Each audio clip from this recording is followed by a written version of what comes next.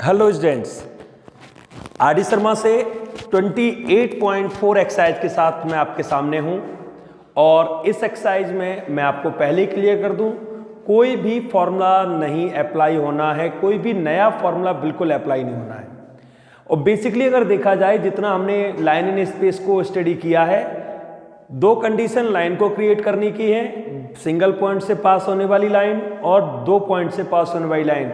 इसके अलावा एक एंगल बिटवीन टू लाइंस का फॉर्मूला है। बस इतने ही तो फॉर्मूले आप लोगों ने लर्न किए हैं। एंगल बिटवीन टू लाइंस या perpendicular condition a1 a2 b1 b2 plus c1 c2 equal 0। Clear है? बहुत कम फॉर्मूले, हाँ कंडीशंस हैं, थोड़ा विजुलाइज करना होगा कि लाइन की कंडीशंस क्या है, उसके बाद बड़े आसानी से कर पाएंगे। अब मैं बताता हूं जो एक्सरसाइज हम स्टडी करने जा रहे हैं 28.4, इस एक्सरसाइज में है क्या।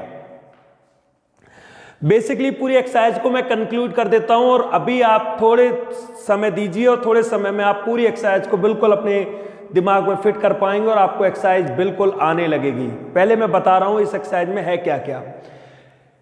किसी एक लाइन पर कोई एक आपको लाइन प्रोवाइड की जाएगी, उस एक लाइन पर किसी एक ऊपर के पॉइंट से, कहीं भी एक पॉइंट से इस पर परपेंडिकुलर डाला जाएगा इस लाइन पर।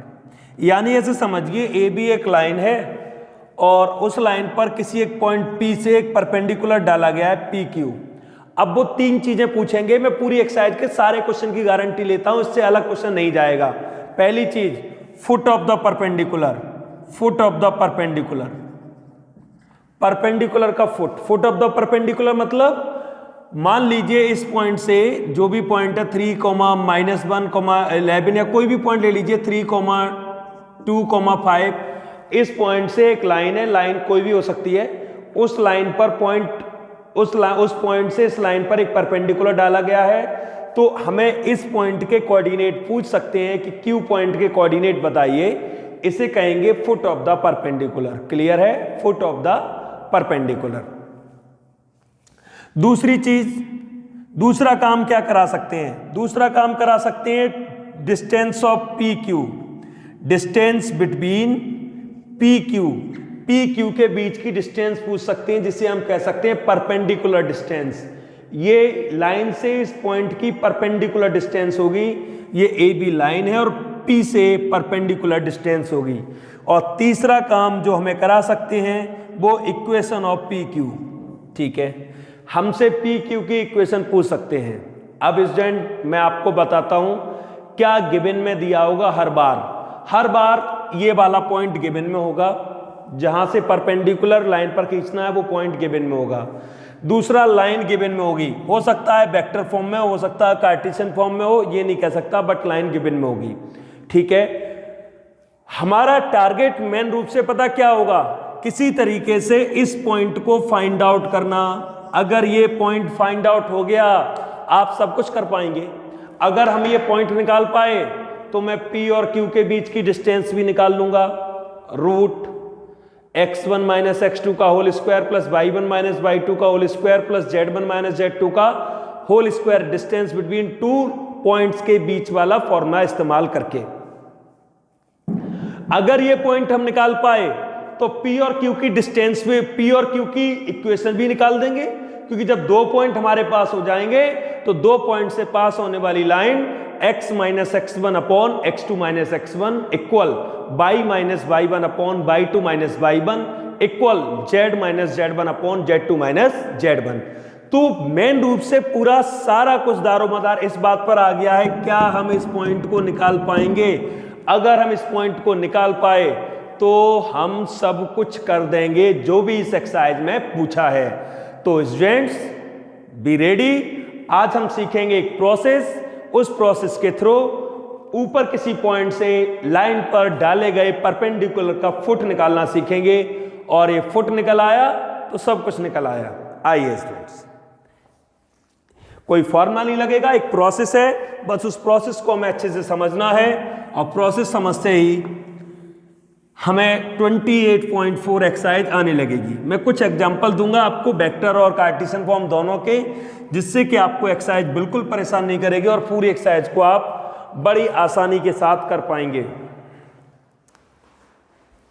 मैंने एक क्वेश्चन लिया है स्टूडेंट्स आपको समझाने के लिए। Find the perpendicular distance of the point from the line. ठीक है, मैं आपको दिखा रहा हूं, मान लीजिए पॉइंट P है, P पॉइंट है 3,1,11। इस P पॉइंट से एक परपेंडिकुलर डाला गया है और लाइन AB, और AB जो लाइन है वो x/2 y -2 अपॉन -3 और z -2 अपॉन 4 है। ये कंडीशन है। AB लाइन पर P पॉइंट से परपेंडिकुलर डाला गया है, तो मुझे इस PQ की लेंथ चाहिए। फिर वही बात, लेंथ के बारे में तो हम बाद में सोचेंगे, Q पॉइंट के कोऑर्डिनेट निकल आए तो सारे समस्याओं के समाधान मिल जाएंगे। आइए स्टूडेंट्स क्या करते हैं सॉल्यूशन में, देखिए सबसे पहले हम लाइन को लिखते हैं। लाइन गिवन में x/2 y -2 अपॉन -3 और z -2 अपॉन 4। अब एक चीज नोटिस करिए, मैं इसके सामने लैम्डा रिप्लेस करता हूं। ऐसा करने से x/2 इक्वल लैम्डा, x की वैल्यू क्या आएगी 2 लैम्डा, आपने पिछले एक्सरसाइज में सीखा है ये। -3 इक्वल लैम्डा, तो y इक्वल आएगा -3 प्लस 2 लैम्डा, और z -2 अपॉन 4 इक्वल लैम्डा, तो z इक्वल आ जाएगा 4 लैम्डा प्लस 2। आप एक चीज नोटिस करिए, ये x, y और z की वैल्यू है। ये Q पॉइंट कहाँ लाई कर रहा है? Q पॉइंट लाइन पर ही तो लाई कर रहा है, लाइन से बाहर तो नहीं है, लाइन पर ही है। जब लाइन पर ही है तो Q एक ऐसा पॉइंट होगा जो इस लाइन को सेटिस्फाइड करेगा, इस लाइन पर लाई करेगा। तो x, y, z की जो वैल्यू होंगी वो Q को इंडिकेट करेंगी। तो यहां से Q के जो कोऑर्डिनेट बन जाएंगे वो बन जाएगा 2 lambda, -3 lambda plus 2, 4 lambda plus 2। देख सकते हैं आप, ठीक है। अब देखिए 2 लैम्डा, x की वैल्यू, y की वैल्यू, z की वैल्यू को इस तरीके से लिखा, तो ये Q के कोऑर्डिनेट हमें पता लग गए कि Q के कोऑर्डिनेट ये होंगे, आपके सामने है। ठीक है, अब टारगेट है कि किसी तरीके से लैम्डा की वैल्यू आए। पहले समझ गए Q को कैसे निकाला, लाइन के सामने लैम्डा इंडिकेट किया, लैम्डा इंडिकेट करके x, y, z की वैल्यूज को निकाल लिया, और जो x, y, z की वैल्यूज हैं वही हमारी Q के कोऑर्डिनेट को इंडिकेट करेंगी। अब सुनिए, मैं आपसे एक एग्जांपल लेता हूं। मैंने कहा कि एक लाइन है 1, 2, 3 और 2, 3 और 5। आप इसके डायरेक्शन रेशियोज कैसे निकालते थे, याद करिए। A1 या A2, B2, C2 जो भी है, A2, B2, C2 direction ratios कैसे निकालते थे? मैंने क्या सिखाया है, x2 - x1, y2 - y1 और z2 - z1। बोलो ऐसे करते थे। ये डायरेक्शन रेशियोज होंगे 2 पॉइंट से मिलने वाली लाइन के, क्योंकि 2 पॉइंट से मिलने वाली लाइन में क्या फॉर्मूला लगता है, x - x1 upon x2 - x1। तो x2 - x1 क्या है, A2 या A1। तो जरा नोटिस करिए, अगर मैं डायरेक्शन रेशियो यहां से निकालूं, डायरेक्शन रेशियो ऑफ PQ, जो लाइन PQ है, PQ के डायरेक्शन रेशियो, ध्यान दीजिए P क्या है, P है 3, -1, 11, और Q क्या है, Q है 2 लैम्डा, -3 लैम्डा प्लस 2 और 4 लैम्डा प्लस 2। मैं इसके डायरेक्शन रेशियो लिखूं तो A1 क्या हो जाएगा, x2 - x1, 2 लैम्डा -3। B1 क्या हो जाएगा, B1 y2 - y1, -3 lambda plus 2 plus 1, तो ये हो जाएगा -3 लैम्डा प्लस 3। देखते चलिए, C1 क्या हो जाएगा, z2 - z1, 4 लैम्डा प्लस 2 -11, ये हो जाएगा 4 लैम्डा -9। ठीक है, ये डायरेक्शन रेशियो किस लाइन के आ गए, PQ के। अगर मैं डायरेक्शन रेशियो AB के मांगू तो डायरेक्शन रेशियो ऑफ AB, जरा बताइए। AB, ये लाइन है AB के डायरेक्शन रेशियो क्या होंगे बताइए, A2 2, B2 -3, C2 4 होगा। देख लीजिए आप, ABC direction ratio of line 1, ABC direction ratio of line 2। Clear है, दोनों लाइन के डायरेक्शन रेशियो लिखे।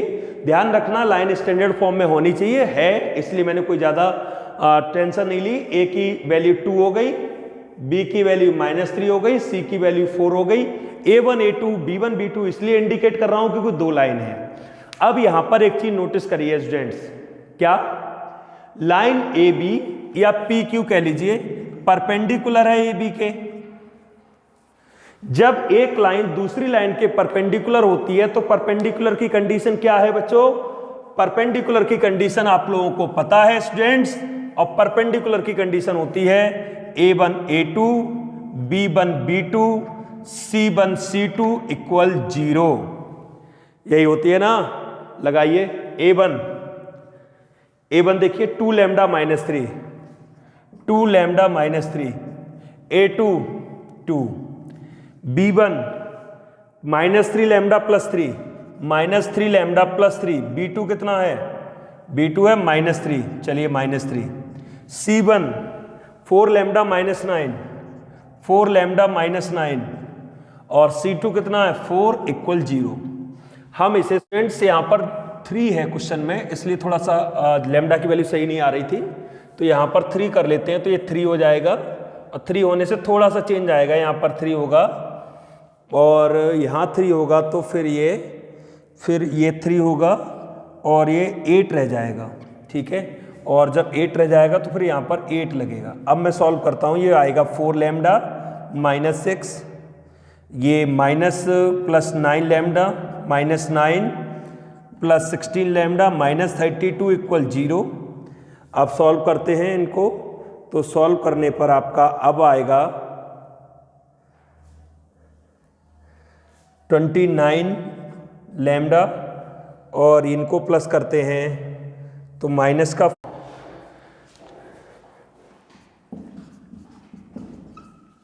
तो ये लैम्डा इक्वल यहां से आ जाएगा 47/29, ठीक है।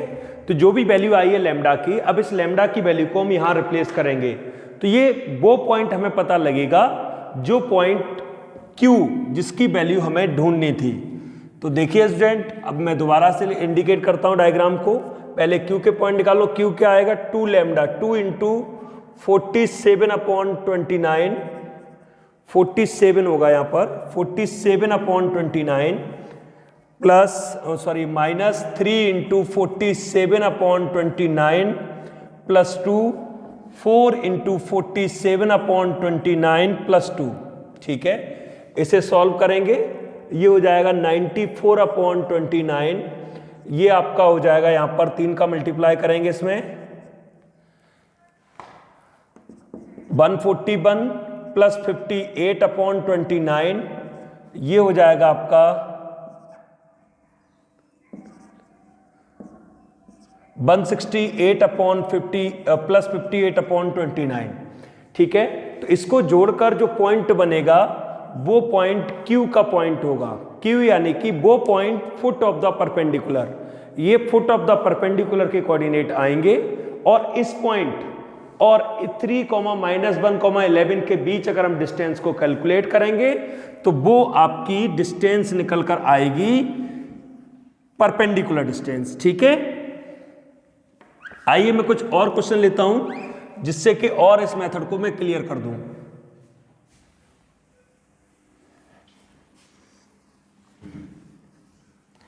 जैसे question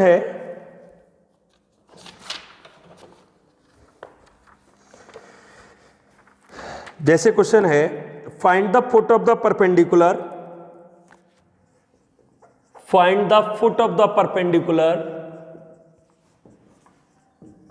from the point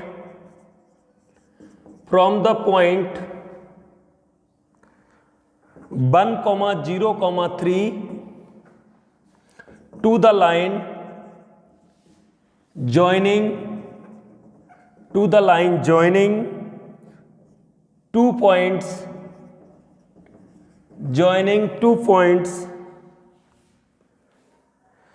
B 4, 7, 1 and C 3, 5, 3, ठीक है।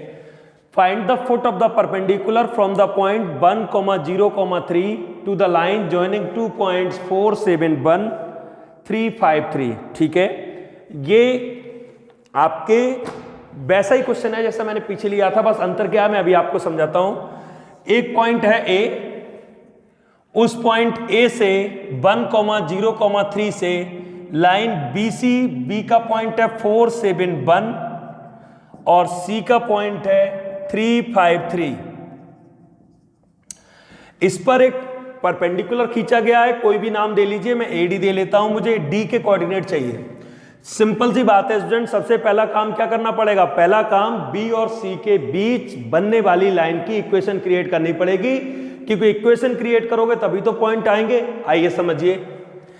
तो सबसे पहले इक्वेशन ऑफ BC के लिए 2 पॉइंट से पास होने वाली लाइन का formula x minus x1 upon x2 minus x1, y minus y1 upon y2 minus y1, z minus z1 upon z2 minus z1। ठीक है, आइए अप्लाई करिए। x माइनस 4 अपॉन 3 माइनस 4 यानी कि -1, y माइनस 7 अपॉन 5 माइनस 7 यानी -2, z minus 1 upon 3 minus 1 यानी कि 2।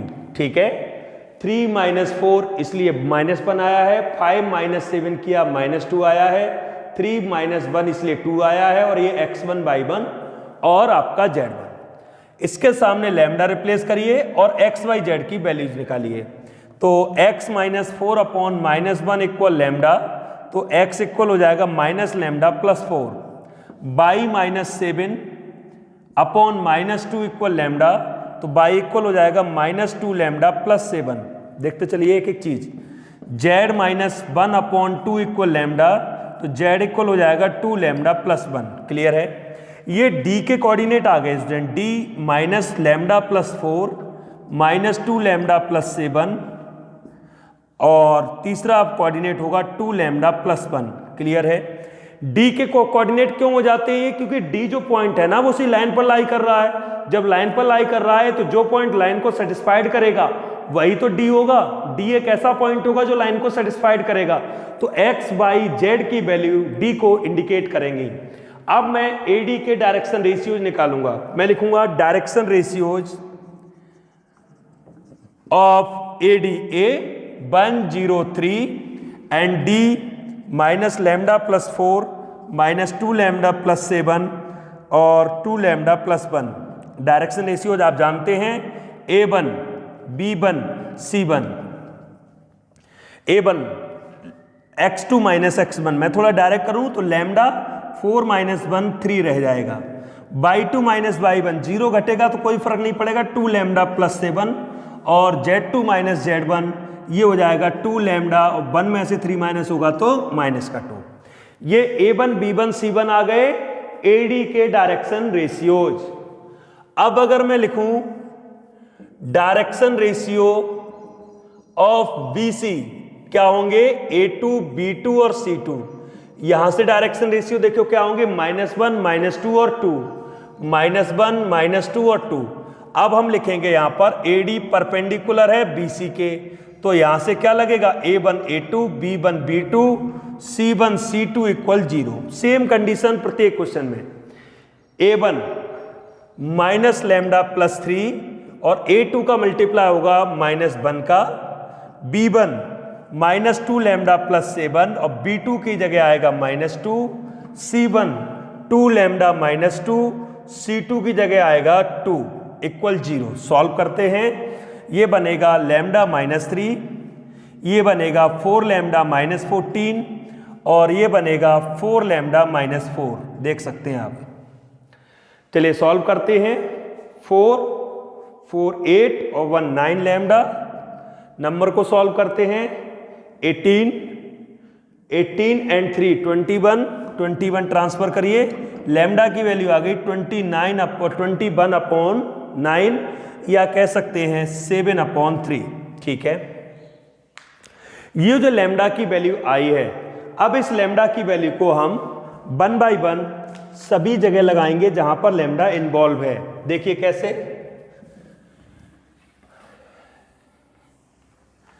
हमें D के कोऑर्डिनेट चाहिए, तो D के कोऑर्डिनेट निकालने के लिए स्टूडेंट्स D, देखिए D क्या है? माइनस लैम्डा प्लस 4, तो D हो जाएगा -7/3 + 4। देख सकते हैं आप।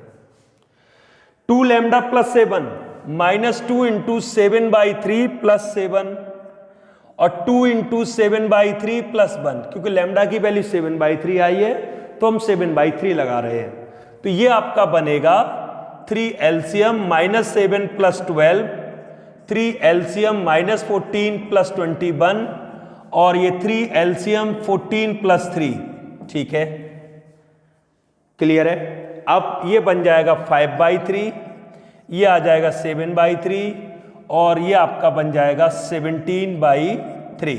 देख सकते हैं आप, ये कोऑर्डिनेट आ गए स्टूडेंट्स उस डी पॉइंट के, जो D point foot of the perpendicular बोला जाएगा, ठीक है।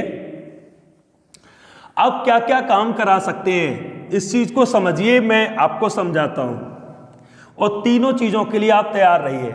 जो डी पॉइंट था आपका, ए पॉइंट यहां से था और ए के कोऑर्डिनेट थे आपके 1,0,3 और इस लाइन BC पर जो परपेंडिकुलर डाला गया D, उसके पॉइंट आए 5/3, 7/3, 17/3। सबसे पहली बात इस चीज के लिए अपने आप को ओके करिए कि हाँ मुझे फुट ऑफ द परपेंडिकुलर निकालना आ गया।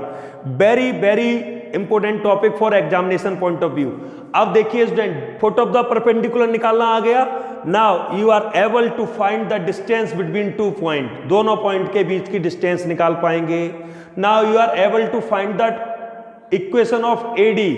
आप मुझसे इक्वेशन ऑफ AD मांगेंगे, मैं कहूंगा x - x1 upon x2 - x1, y - y1 upon y2 - y1।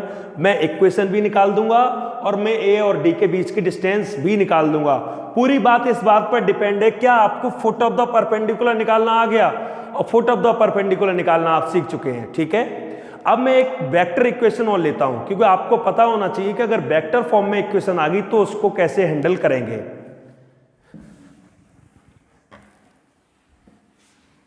आइए एक क्वेश्चन वेक्टर फॉर्म का लेते हैं। जैसे क्वेश्चन है,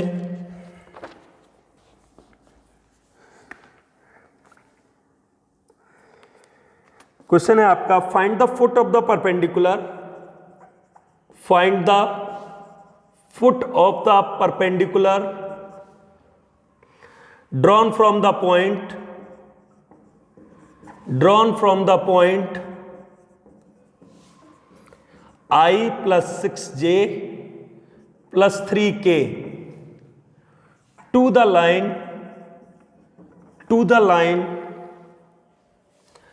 R = j + 2k + lambda I + 2j + 3k. Also find the length of perpendicular. ठीक है स्टूडेंट्स, अगर क्वेश्चन वेक्टर फॉर्म में आपके सामने आता है तो वेक्टर फॉर्म में आए हुए क्वेश्चन को कैसे हैंडल करना है वो चीज भी सीखिए। देखिए स्टूडेंट, अगर आप बुक को देखेंगे तो आपको वेक्टर फॉर्म के लिए अलग एक मेथड दिया गया है कि अगर इक्वेशन वेक्टर फॉर्म में आए तो कैसे करना है, लेकिन मैं आपको उलझाने वाला काम नहीं करूंगा। आपको अगर कार्टेशियन फॉर्म क्लियर हो चुकी है तो हम क्यों वेक्टर फॉर्म में उलझें।